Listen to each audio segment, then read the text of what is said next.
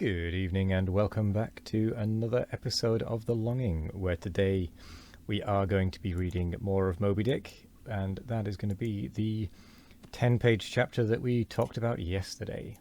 So, let's get cracking, shall we? Chapter 78, Cistern and Buckets. Nimble as a cat, Tashtego mounts aloft, and without altering his erect posture, runs straight out upon the overhanging mainyard arm, to the part where it exactly projects over the hoisted tun.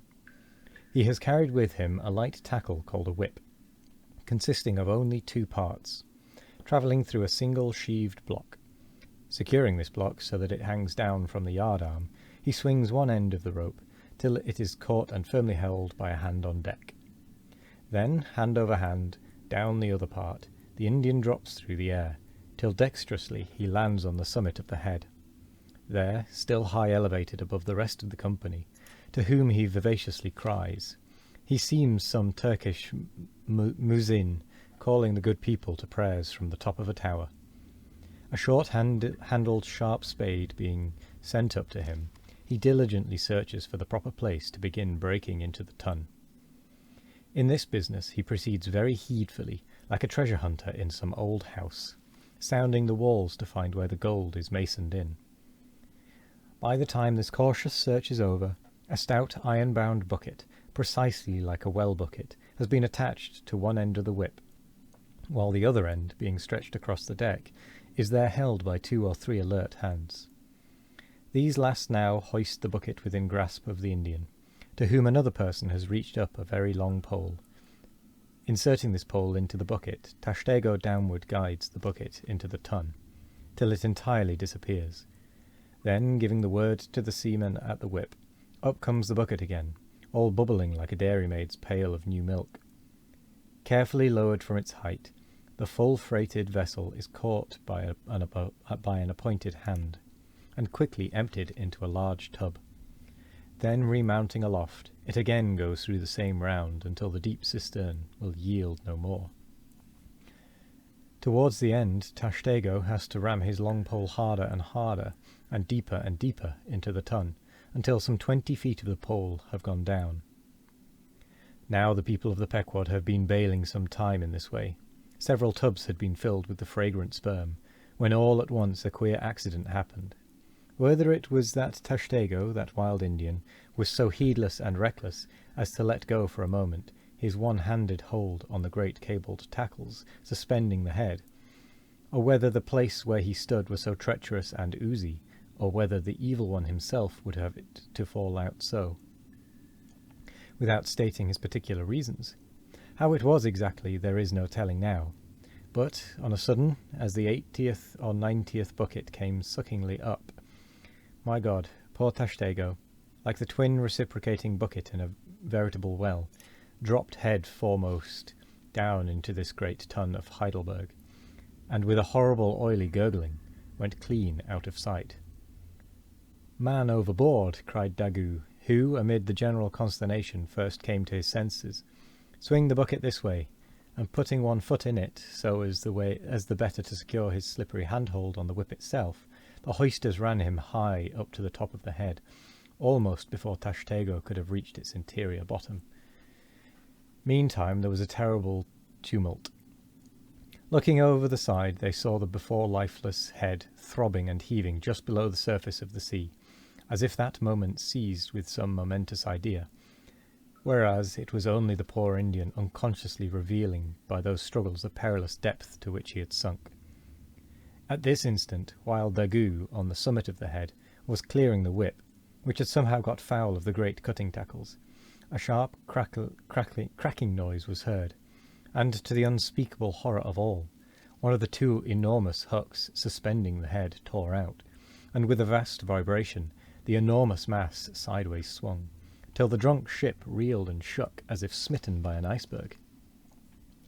The one remaining hook, upon which the entire strain now depended, seemed every instant to be on the point of giving way, an event still more likely from the violent motions of the head.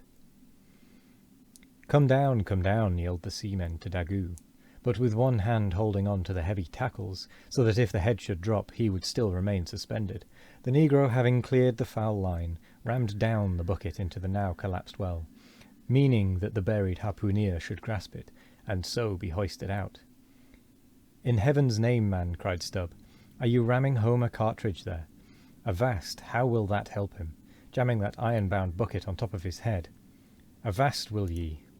"Stand clear of the tackle," cried a voice like the bursting of a rocket. Almost in the same instant, with a thunder boom, the enormous mass dropped into the sea, like Niagara's Table Rock into the whirlpool. The suddenly relieved hull rolled away from it, to far down her glittering copper, and all caught their breath, as half-swinging, now over the sailors' heads, and now over the water, Daggoo, through a thick mist of spray, was dimly beheld clinging to the pendulous tackles, while poor buried alive Tashtego was sinking utterly down to the bottom of the sea. But hardly had the blinding vapour cleared away, when a naked figure with a boarding sword in his hand was for one swift moment seen hovering over the bulwarks. The next a loud splash announced that my brave Queequeg had dived to the rescue. One packed rush was made to the side, and every eye counted every ripple, as moment followed moment, and no sign of either the sinker or the diver could be seen. Some hands now jumped into a boat alongside, and pushed a little off from the ship. "Ha! Ha!" cried Daggoo all at once from his now quiet swinging perch overhead, and looking further off from the side. We saw an arm thrust upright from the blue waves, a sight strange to see, as an arm thrust forth from the grass over a grave. "Both! Both! It is both!" cried Daggoo, again with a joyful shout. And soon after, Queequeg was seen boldly striking out with one hand, and with the other clutching the long hair of the Indian. Drawn into the waiting boat, they were quickly brought to the deck. But Tashtego was long in coming to, and Queequeg did not look very brisk. Now, how had this noble rescue been accomplished? Why, diving after the slowly descending head, Queequeg with his keen sword had made side lunges near its bottom, so as to scuttle a large hole there. Then dropping his sword had thrust his long arm far inwards and upwards, and so hauled out poor Tash by the head. He averred that upon first thrusting in for him, a leg was presented, but well knowing that that was not as it ought to be, and might occasion great trouble, he had thrust back the leg, and by a dexterous heave and toss had wrought a somerset upon the Indian, so that with the next trial he came forth in the good old way, head foremost. As for the great head itself, that was doing as well as could be expected. And thus, through the courage and great skill in obstetrics of Queequeg, the deliverance, or rather delivery, of Tashtego was successfully accomplished, in the teeth, too, of the most untoward and apparently hopeless impediments, which is a lesson by no means to be forgotten. Midwifery should be taught in the same course with fencing and boxing, riding and rowing. I know that this queer adventure of the gay-headers will be sure to seem incredible to some landsmen, though they themselves may have either seen or heard of someone's falling into a cistern ashore, on accident which not seldom happens, and with much less reason too than the Indians, considering the exceeding slipperiness of the curb of the sperm whale's well. But peradventure it may be sagaciously urged. How is this? We thought the tissued, infiltrated head of the sperm whale was the lightest and most corky part about him, and yet thou makest it sink in an element of a far greater specific gravity than itself. We have thee there. Not at all, but I have ye.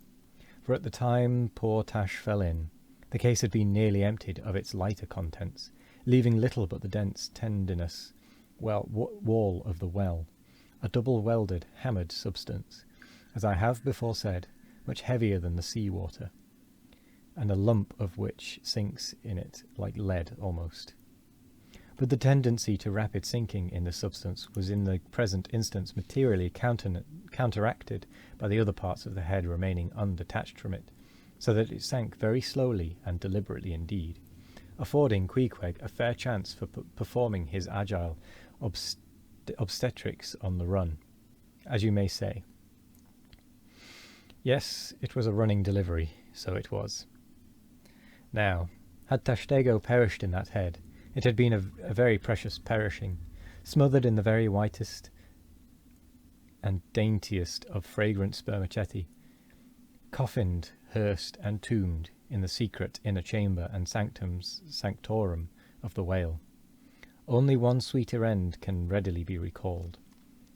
The delicious death of an Ohio honey hunter, who, seeking honey in the crotch of a hollow tree, found such exceeding store of it, that leaning too far over, it sucked him in, so that he died embalmed.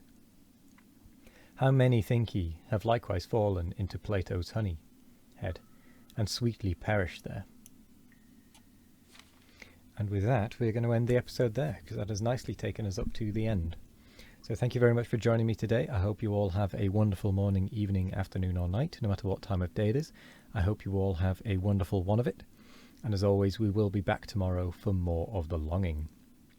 Goodbye.